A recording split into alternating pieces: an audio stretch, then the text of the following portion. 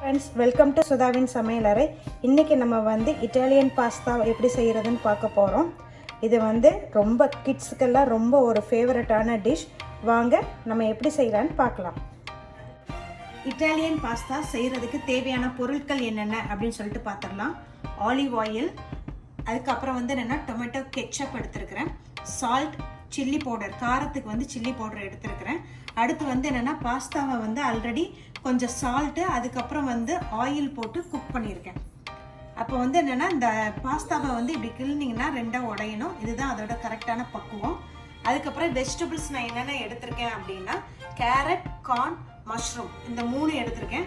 So உங்களுக்கு வேறு விருப்பமான காய்கறி இருந்ததுன்னா நீங்கள் அதையும் சேர்த்துக்கலாம். அதுக்கப்புறம் என்னென்னா ஒரு ஆனியனை பொடிசாக கட் பண்ணி வச்சுருக்கிறேன்.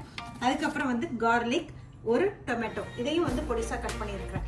சீரகம் ஆப்ஷனல் தான், தாளிக்கும் போது நீங்கள் வேணும்னா சேர்த்துக்கலாம், வேண்டாம்னா விட்டுடலாம்.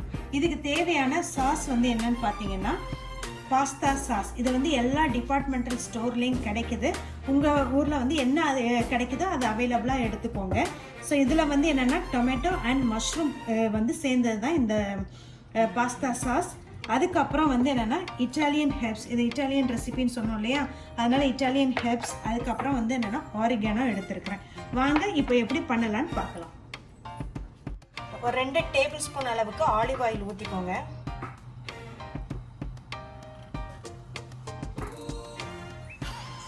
ஆயில் சூடேறின உடனே நம்ம சீரகம், பூண்டு போட்டு தாளிச்சிக்கலாம்.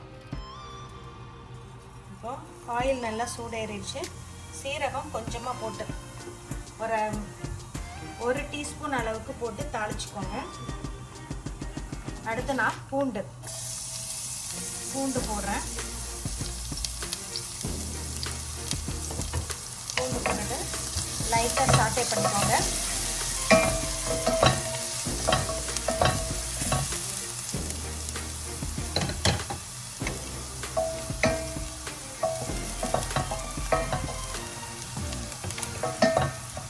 அடுத்து ஆனியன் போட்டுடலாம்.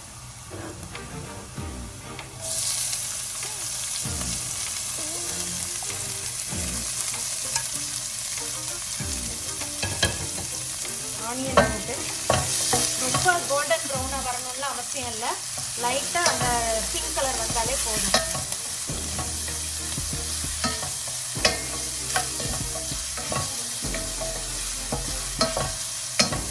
இதில் என்னென்னா எல்லா வெஜிடபிளும் ஒரு 75% குக் ஆனால் போதும். கொஞ்சம் க்ரன்ச்சியாக இருந்தால் தான் நல்லாயிருக்கும்.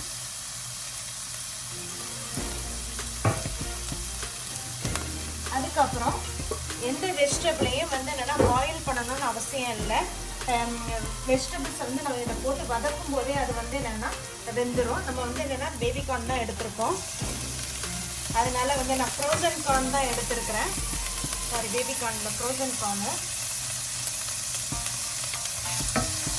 அது என்னென்னா லைட்டாக போட்டாலே என்னென்னா 2 வதக்கினாலே வெந்துடும்.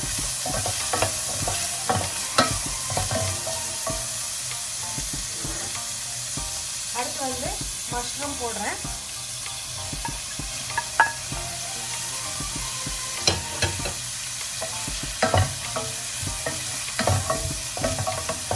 குழந்தைங்களுக்கு பாஸ்தானா எல்லா குழந்தைங்களும் விரும்பி சாப்பிடுவாங்க.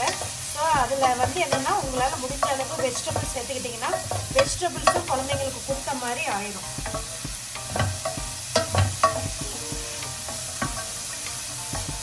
ஒரு 2 நிமிஷம் வதக்கிட்டு உப்பு சேர்த்துக்கோங்க. இந்த காய்க்கு தகுந்தளவு உப்பு போட்டால் போதும். நம்ம ஏன்னா அந்த பாஸ்தா சாஸ் சேர்க்குறோம் இல்லையா, அதில் ஆல்ரெடி சால்ட் இருக்கும், அதனால் லைட்டாக சேர்த்துக்கோங்க போதும்.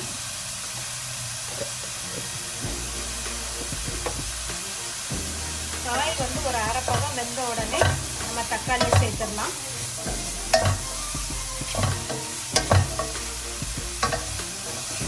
காரத்துக்கு நான் இன்றைக்கி சில்லி பவுடர் சேர்க்குறேன். இல்லை நீங்கள் உங்களுக்கு சில்லி பவுடர் வேண்டாம் அப்படின்னா, உங்களுக்கு குழந்தைங்களுக்கு கொடுக்குறீங்க அப்படின்னா சில்லி சாஸ் இருக்கு இல்லையா, அது கூட ஒரு டேபிள் ஸ்பூன் சேர்த்துக்கலாம். இல்லை காஷ்மீரி சில்லி பவுடர் கூட நீங்கள் சேர்த்துக்கலாம்.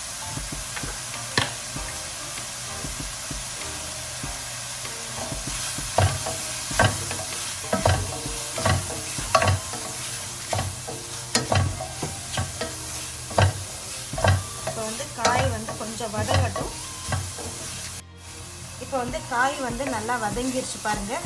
மஷ்ரூம்லாம் அப்படியே சுருங்கிருச்சு. இப்போ நான் வந்து ஒரு தக்காளி கட் பண்ணியிருக்கேன், அதை சேர்த்துக்கிறேன்.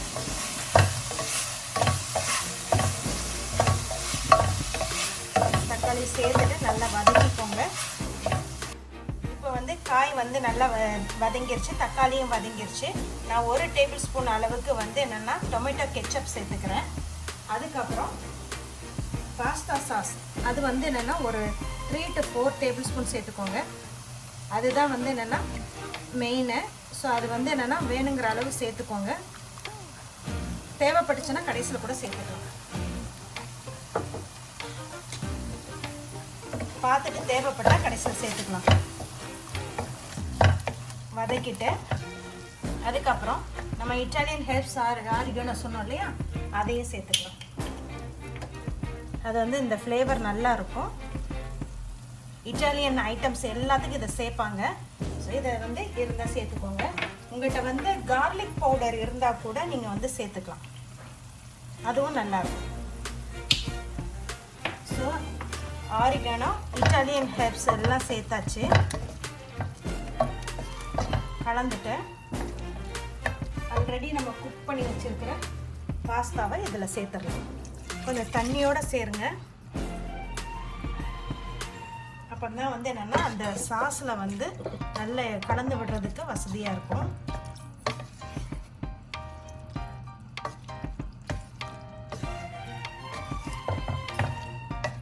கொஞ்சம் அதுக்காக ரொம்ப தண்ணியாக சேர்க்காதீங்க. ஒரு 2-3 டேபிள் ஸ்பூன் அளவுக்கு தண்ணியாக சேருங்க. அப்போ தான் அது வந்து என்னென்னா ட்ரை ஆகாமல் இருக்கும் பாஸ்தா. நான் முதலையே குக் பண்ணி வச்சுட்டேன், அதனால தான் வந்து என்னென்னா கொஞ்சம் தண்ணியாக எடுத்து வச்சுருந்தேன். இல்லைன்னா வந்து உங்களுக்கு வந்து என்னென்னா ட்ரை ஆகிடும் பாஸ்தா.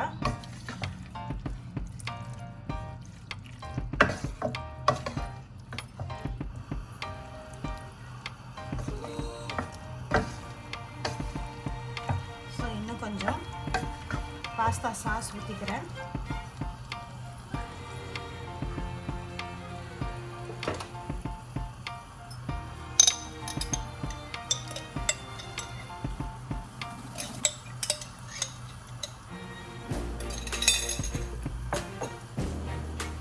ஸோ கிட்டத்தட்ட நான் வந்து ஒரு 5-6 டேபிள் ஸ்பூன் அளவுக்கு ஊற்றிருக்கேன் இந்த சாஸ், பாஸ்தா சாஸ். ஏன்னா நான் வந்து இன்றைக்கி ஒரு 3 டம்ளர், அதாவது 600 கிராம் வந்து பாஸ்தா எடுத்துருக்கிறேன்.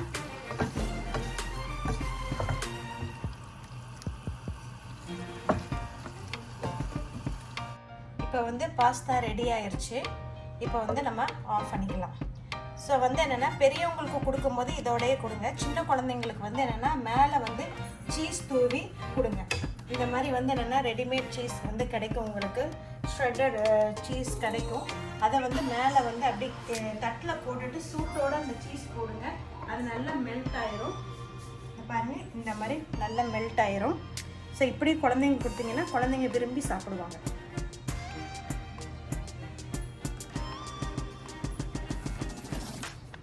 சூப்பரான எம்மியான இட்டாலியன் பாஸ்தா ரெடி ஆயிடுச்சு. இந்த ரெசிபியை கண்டிப்பாக உங்களோட கிட்ஸுக்கும் செஞ்சு கொடுங்க. அவங்க வந்து கண்டிப்பாக இதை விரும்பி சாப்பிடுவாங்க. இந்த வீடியோ உங்களுக்கு பிடிச்சிருந்ததுன்னா லைக் பண்ணுங்கள், ஷேர் பண்ணுங்கள், கமெண்ட் பண்ணுங்கள். மறக்காமல் சுதாவின் சமையலறை சேனலை சப்ஸ்கிரைப் பண்ணுங்கள். தேங்க்யூ.